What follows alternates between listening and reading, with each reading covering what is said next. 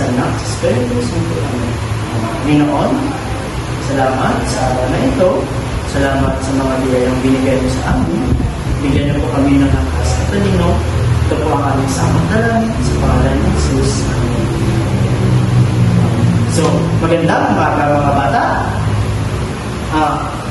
Bago tayo tumungo sa ating leksyon, meron ako dito ang itutugin sa ating siling aralan. Maaari nyo munang basahin. Okay, una, pangalawa, pangatlo, pangapat. Okay, maraming salamat mga bata. Babasahin ko ito ulit sa inyo para mas malinaw sa inyo. Okay, una, makinig. Dalawa, itaas ang kanang kamay kung meron na kayong tanong o gusto nyo sumagot. Okay? Pangatlo, maging aktibo. Pangapat, huwag lumiban sa klase. Okay, mga bata, tutungo na tayo sa ating layunin. Anong paksa ang tinalakay natin kahapon? Yes, Ana? Okay, magaling tungkol sa panghalip na pagtulong. Sino ang makakabigay ng kahulugan ng pagtulong? Yes, Christian? Magaling. Ang pangatlig na pagtulong ay hindi ka makabuo ng isang salit ng mga pangungusap kung wala ang mga ito. Talagang makyanan natin ang pangatlig na pagtulong. Mahalaga ito upang makabuo tayo ng mas maayos, malinaw at lihikal na pangungusap at upang maging epektibo ang pagpahayag ng mga ideya. Ito ang mga kapagbigay ng halimbawa ng pangatlig na pagtulong. Yes, Moso? Magaling. Si Christian ay hindi pumasok dahil siya ay sakit. Saan ang pangatlig na pagtulong sa pangungusap? Magaling. Dahil. At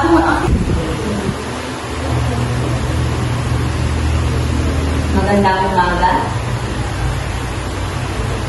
Angel, patubad. Paano mo basahin ang ating layunin? Okay, very good. Yung mga bata, basahin natin lahat. Okay.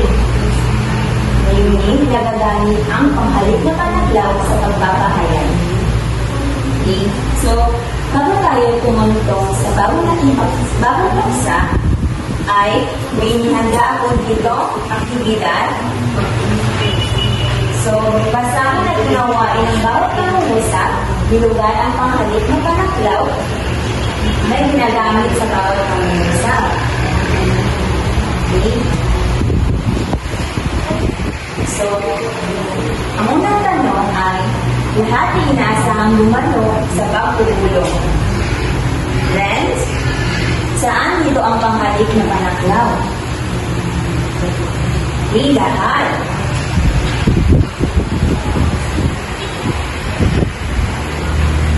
Very good.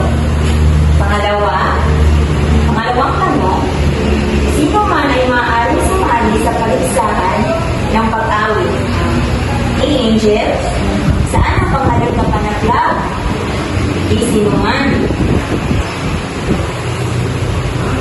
Very good. Pangatlong tanong, ano man ang inyong problema, handa akong tumulong. Isakay, saan ang panghalip na panakbet? Okay, ano man. Correct. Ito naman, pang-apat na tanong,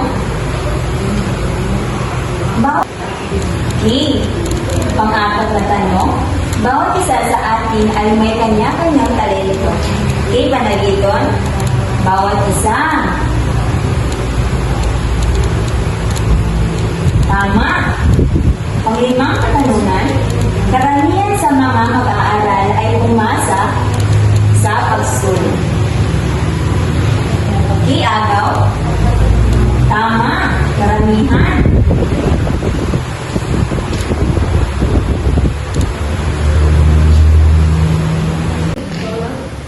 Okay, ngayon mga bata, itungo tayo sa aming paksang kati. So, ang ating paksang alin ay ang panghalip na pagpalaw. Okay. Ana, maaari mo bang basahin ang hulugan ng panghalip na pagpalaw? Okay, maraming salamat. So, maaari mo bang basahin lahat kung ano ang hulugan ng panghalip na pagpalaw? Okay, ngayon ako naman ang babasa ng hulugan ng pangalip na panaklaw ay isang uri ng pangalip na tumutukoy sa mga pangalan ng isang malawak o pamahalatang na paraan. So, bibigay ako ng isang halimbawa ng pangalip na panaklaw. Halimbawa, lahat tayo ay dumalo sa isang pamumulo. So, saan doon ang pangalip na panaklaw? Okay, Ben? Okay, maraming salamat. Ang pangalip na panaklaw sa kahayag ay ang lahat. Okay, so, meron pa ako isang kahulugan dito. Okay, Rose, maaari mo bang basahin ang isang pangkahulugan ng pangalip na panaklaw? Okay, maraming salamat. Ngayon, basahin niyo lahat ang kahulugan ng isang pangalip na panaklaw. Okay, thank you. Ang isa pang kahulugan ng pangalip na panaklaw ay ang tawag sa mga pangalip na sumasaklaw sa kaisahan, dami o kahalatan ng bagay na tumutukoy. Meron ako dito mga halimbawa ng pangalip na panaklaw.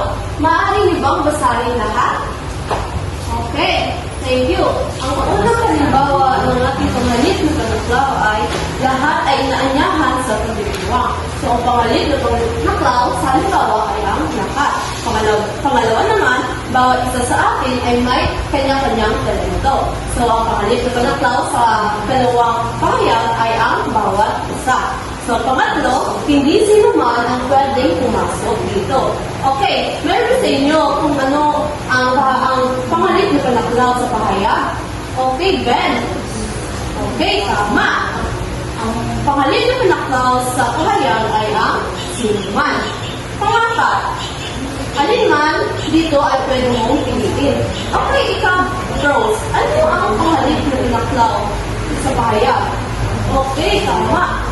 Ang pangalip na panaklaw sa pahayag ay ang alinman.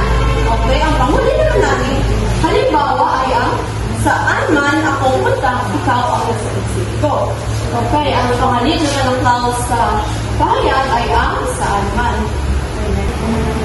Okay, ngayon naman, ibigay ko yun ng mga halimbawa ng pangalip na panaklaw. At isusulat niyo ito sa inyong kwaderno or sa papel. Okay, mga bata, tayo ay magpapatuloy sa ating pangalawang gawain. Batay sa ating papakitang larawan, bawat pangkat ay gagawa ng maikling kwento. Ang unang pangkat, ito ang kanilang gagawain kwento.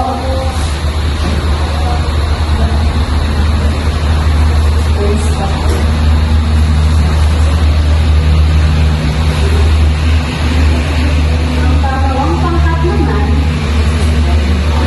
ito ang kanilang gawain ng maikling kwento.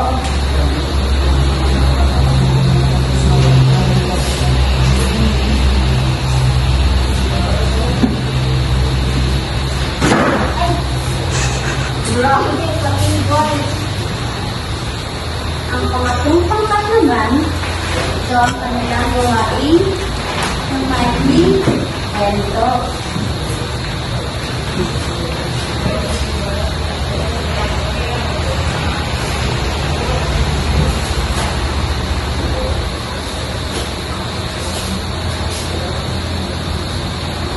Kaya ngayon, yan ang inyong gawain ng maikling gawa nito ng 3 ng 4 na pangungusap. Meron tayong pagkasaya na gagawin kung sa iba ay talagang may natutunan.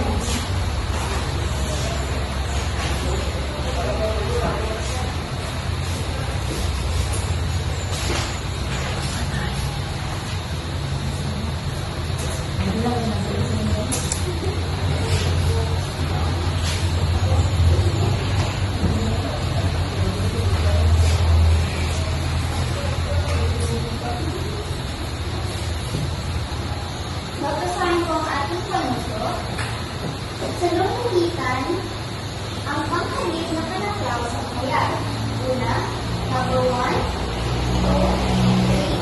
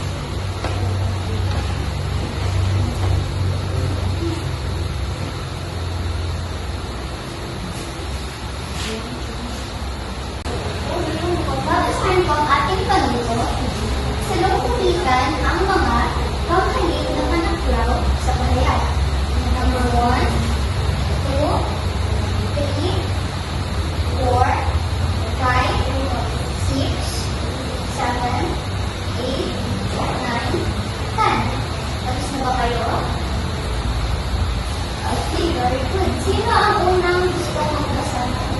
Number 1. Okay. Very good. Basahin na lahat. Bawat isa sa atin ay may kanya-kanyang talento. Ano ang tamang sagot? Okay, tama. Bawat isa. Number 2, sino gusto magbasa? Okay, basahin ang lahat. Sino man ay maaaring sumali sa tanong ito? Ano ang tamang sagot? Sino man. Okay, tama. Number 3, lahat ng mag-aaral ay dapat magsumite ng kanilang proyekto bago ang Biyernes. Ano ang tamang sagot? Lahat. Okay, tama. Number 4, basahin. Okay, thank you. Karamihan sa mga mag-aaral ay kusa sa pagsusulit. Ano ang tamang sagot? Okay, karamihan. Number 5, basahin. Okay, thank you. Ano man ang mangyari, magtutulungan tayo. Ano ang tamang sagot? Okay, very good. Ano man. Number 6, ilan sa kanila ay hindi sumasang-ayon sa panukala? Ano ang tamang sagot dito? Sino ang gusto mong makapagsagot? Okay, tama. Ilan? Number 7, basahin. Okay, salamat.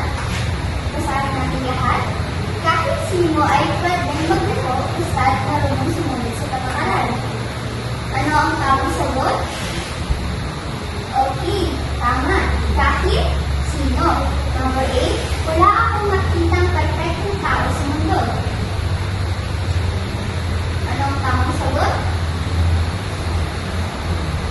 Okay, tama. Number 9, lahat ng mga pagkain dito ay masarap. Ano ang tamang sagot? Sino gusto makakapagsagot? Okay, tama. Ito ay lahat. Number 10, ano ba ang iyong problema? Hindi ako. Nandito ako para mag-read. Ano ang tamang sagot? Ano man. Okay, very good. Bago tayo matapos sa ating aralin, may 3 akong tanong. Ano ang natutunan niyo sa ating aralin? Yes? Agaw? Tama. Dalawang tanong, may nahihirapan ka bang unawain sa aralin ito? Yes? Agaw? Very good.